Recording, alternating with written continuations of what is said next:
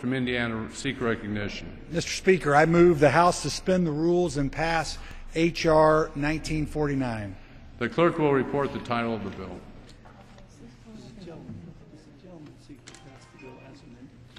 Does the gentleman seek to pass the bill as amended?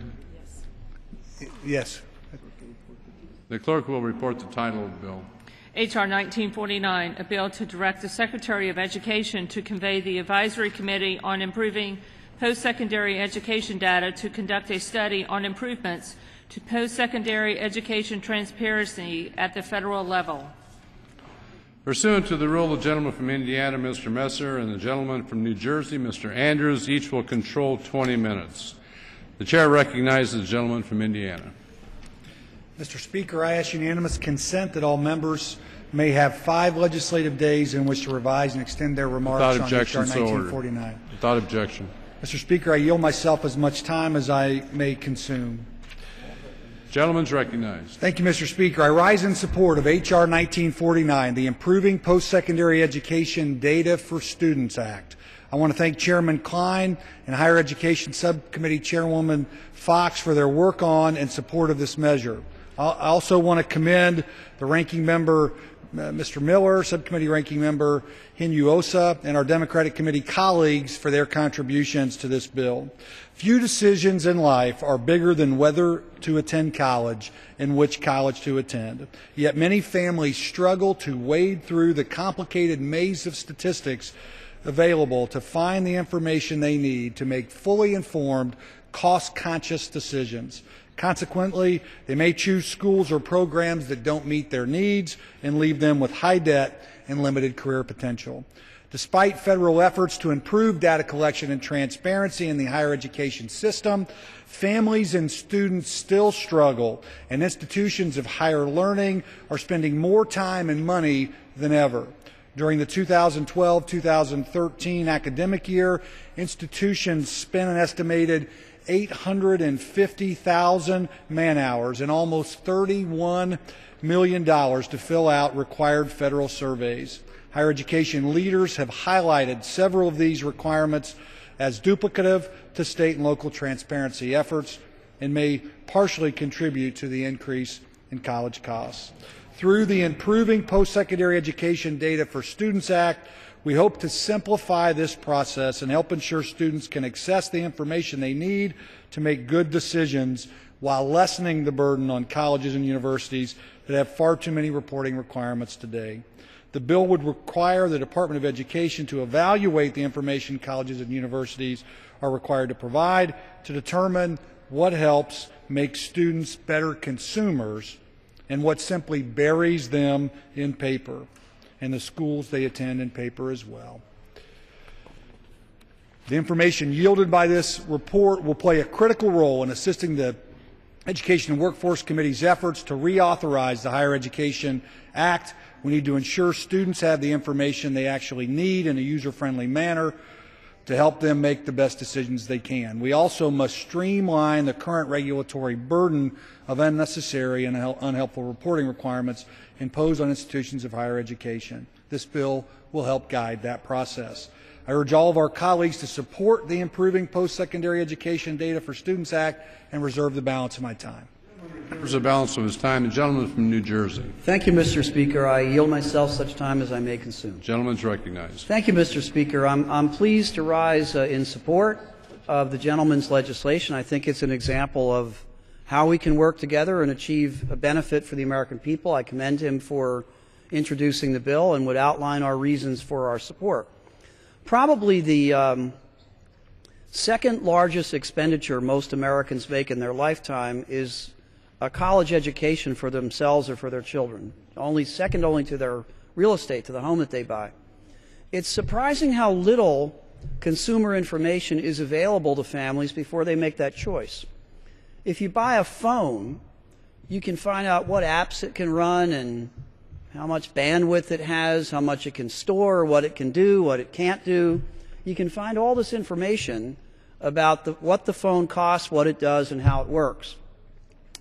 But if you're about to enroll in a school that purports to teach website design, or if you're about to send your son or daughter off to a college to major in philosophy or engineering, it's surprising how little you know about that school. And the gentleman's proposal is that there be an effort by the Department of Education to make those data more accessible and more transparent for students and their families. Questions that are natural to ask. What does it cost to go to the school? What happens to students when they graduate from the school? What kind of jobs do they get? How much money do they make? How much debt do they graduate with? Who transfers in and out of the school and what numbers? How many people finish their education at the schools? I'm not suggesting that there's any one-size-fits-all list of questions, that it's the right list of questions. What I'm suggesting is that the maximum amount of information should be available to families and students to make reasoned decisions about this sort of thing.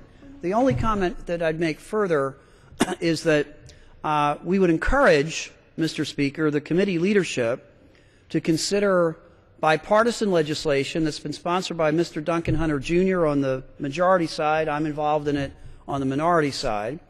And in the other body, it's sponsored by Senators Wyden and Warner along with Senator Rubio, that would create this kind of information in a user-friendly, web-based environment as soon as possibly could be done. I view this bill as complementary to that effort and look forward to working with the gentleman and the other leaders of the committee on this issue. I would finally say that on our side we do strongly believe that the time has come for a full reauthorization of the Higher Education Act. There are myriad issues. Tomorrow we'll have student loan financing issues on the floor. There's questions about Pell Grants, the cost of college, and numerous other issues that we think are best dealt with in an omnibus and comprehensive fashion. Having said that, we commend the gentleman for his introduction of the bill, urge its support, and I reserve the balance of my time. The gentleman reserves the balance of his time. The gentleman from Indiana. Thank the gentleman from New Jersey for his comments and his leadership on this important topic. Certainly pledged to work with you on both this bill and the other bills that you mentioned. Would now like to yield 1 minute to my good friend, the gentleman from Virginia, Mr. Cantor. The gentleman's recognized. Thank you, Mr. Speaker, and I thank the gentleman. I want to thank him for his leadership in bringing this bill forward, as well as appreciate the ranking member's support on this as well. Mr. Speaker, I rise today to support the Improving Postsecondary Education Data for Students Act. American moms and dads are working tirelessly to help their children achieve their dreams. For many, that dream includes college. However, the cost of post-secondary education has become increasingly difficult for a lot of families to bear. Young graduates today are not only confronting a tough job market when they leave school, they are continually facing a growing mountain of debt that is financially burdensome and extremely difficult to pay back. Many students choose a school and their major without ever knowing the earning potential of their fields of study. This leaves many young Americans with a lower than expected income and struggling to pay down their loans once they graduate. For some, it can take decades. This has got to change. In my home state of Virginia, we've become a leader in attempting to address this problem. In 2012, Virginia enacted a requirement that schools in our state publish information regarding the proportion of graduates with employment, their average salary, and higher education debt at 18 months and 5 years after graduation. I expect that this data will become extremely useful to parents and students alike. Unfortunately, the data available to Virginia is limited to graduates who remain in the Commonwealth. This means that information available in the state database fails to fully capture students that graduate from a school like the University of Richmond, which attracts students from 46 different states. Very often, they go on to take jobs throughout the country where they become leaders in their field. We can help resolve this situation. The federal government currently has a significant amount of data that could help parents and students make better decisions regarding the financial benefits of prospective schools and majors. But this information is often hard to understand or difficult to access. This bill requires the Secretary of Education to convene a 15-member advisory panel to provide the recommendations on how to improve the information available to parents and students when deciding on their schools and majors. This panel will provide an interim report within 6 months and a final one within 1 year for Congress's consideration during the reauthorization of the Higher Ed Act. This legislation will serve to kickstart the process of improving transparency in higher education and provide students and parents with information that they need to make informed decisions so that a college education can continue to be a source of empowerment for millions of Americans.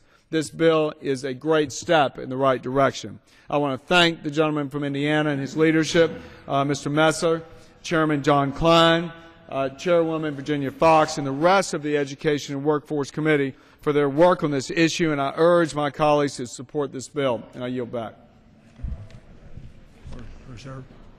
Gentleman from New Jersey, seek recognition. I would just ask my friend, Mr. Speaker, if he has any other speakers. 2 others. I would reserve the balance. Gentleman reserves. The gentleman from Indiana. Would like to recognize my friend and colleague from the great state of Indiana, Mrs. Brooks. Mr. Speaker, I rise today in strong support of the Improving Post-Secondary Education Data for Students Act. I am the mother of a current college student and a recent college graduate, as well as a former general counsel and senior vice president at Ivy Tech Community College in Indiana. I personally and professionally understand the difficult and often life-defining decisions our young people make when they decide where to attend college. Students want to make the most educated decision they can, but currently they struggle to access and process all the data they need to make that best decision for themselves and their future. And it's not because there's a lack of data being reported. Currently, the federal government requires colleges and universities to report overwhelming amounts of information. As Congressman Messer already said, rather than having institutions across the country spend over 850,000 hours and almost $31 million to fill out all these required federal surveys, why not allow our higher ed institutions to spend those hours and those dollars doing a better job serving our students in classrooms, advising students, and figuring out ways to lower tuition costs? The problem is that the federal government is not requiring the right information and putting it in a readable and understandable format for students.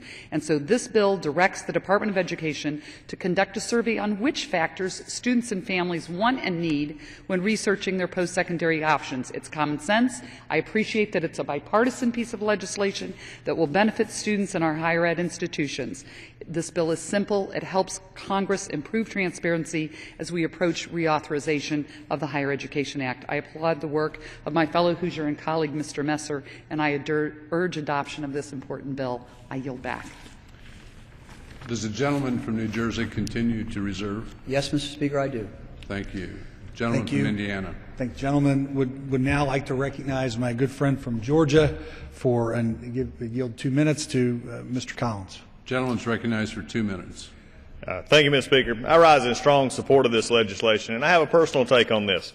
I have a 17-year-old son, Copeland, and my wife and I are in the process of guiding him through the difficult and often complex process of choosing a higher education institution to attend.